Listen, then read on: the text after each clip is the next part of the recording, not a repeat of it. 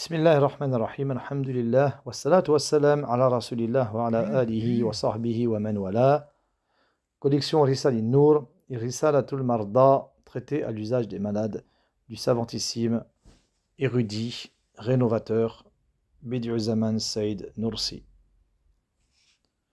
C'est une lettre envoyée à un médecin réveillé par l'étude de la collection Risale Nour qui l'aime beaucoup. Bienvenue, ô heureux docteur qui a pu diagnostiquer ta propre maladie.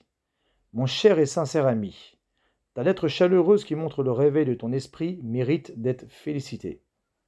Sachez que parmi les existants, ce qui est le plus cher, c'est la vie. Et parmi les devoirs, le plus cher, c'est de servir la vie. Et parmi les devoirs de la vie, le plus important, c'est de fournir l'effort pour que la vie éphémère se transforme en vie éternelle. Quant à toute la valeur et l'importance de cette vie, c'est de par son aspect qu'elle constitue le noyau, le début et le commencement de la vie éternelle.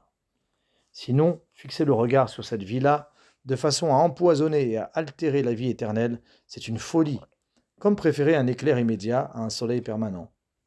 Du point de vue de la vérité, ceux qui sont davantage malades, ce sont les médecins matérialistes et insoucieux.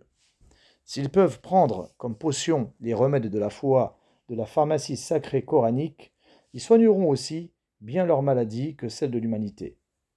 Si Dieu le veut, Inch'Allah, comme ton réveil sera pour toi un remède à ta blessure, il fera de toi aussi un remède pour la maladie des médecins. Aussi, tu le sais, un soulagement spirituel à un malade triste et désespéré est parfois plus utile que 1000 médicaments. Or, un médecin qui est noyé dans le marais du naturalisme ajoutera davantage d'obscurité au douloureux désespoir du pauvre malade. Si Dieu le permet, Inch'Allah, ce réveil fera de toi une source de soulagement et un médecin lumineux pour ces pauvres gens. Tu sais que la vie est courte et les choses importantes sont très nombreuses. Si toi aussi, comme moi, tu contrôles ta tête, parmi tes connaissances inertes, tu trouveras quantité de choses inutiles, sans intérêt, sans importance, comme des tas de bois morts. Parce que je l'ai vérifié, j'ai trouvé beaucoup de choses inutiles. Voilà.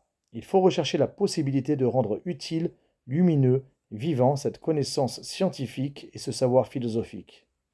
Toi aussi demande à l'être absolu un réveil pour qu'il change ta pensée pour le compte du sage glorieux et qu'il mette feu à ces bois pour les rendre lumineux afin que les connaissances scientifiques inutiles prennent la valeur des connaissances divines utiles. Mon ami intelligent, mon cœur aurait souhaité des gens ressemblant à Hulusi Bey, parmi les gens de science, se lançant en avant au point de ressentir le besoin, au niveau élevé, envers les lumières de la foi et les mystères du Coran. Ensuite, puisque les paroles peuvent parler à ta conscience, considère chacune des paroles comme n'étant pas de ma personne, mais comme une lettre qui t'est adressée de la part du héros du Coran, et chacune comme une ordonnance de la sainte pharmacie coranique. Avec elle, ouvre de l'invisible un cercle de présence et de conversation. Enfin, écris-moi des lettres quand tu voudras. Ne t'afflige pas si je ne te réponds pas.